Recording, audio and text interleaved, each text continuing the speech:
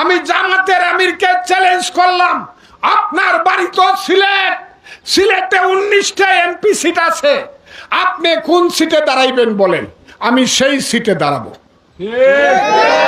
আমার দল থেকে আমি সেই সিটে দাঁড়াবো।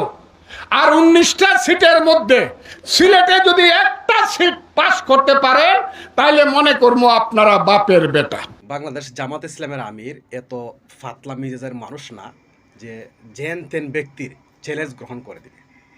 আর যেই ব্যক্তির কাছে কিছু ব্যক্তিত্ব রয়েছে, জ্ঞান রয়েছে, সে কখনো তার নির্বাচনী এলাকা ব্যতীত অন্য এলাকার মধ্যে গিয়ে চ্যালেঞ্জ করতে পারে না।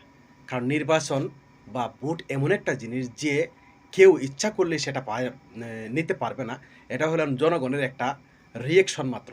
আর বাংলাদেশের জনগণের রিয়েকশনটা এই ফজলুর রহমানের জন্য যে কি পর্যায়ে আছে আপনারা দেখতে পেয়েছেন।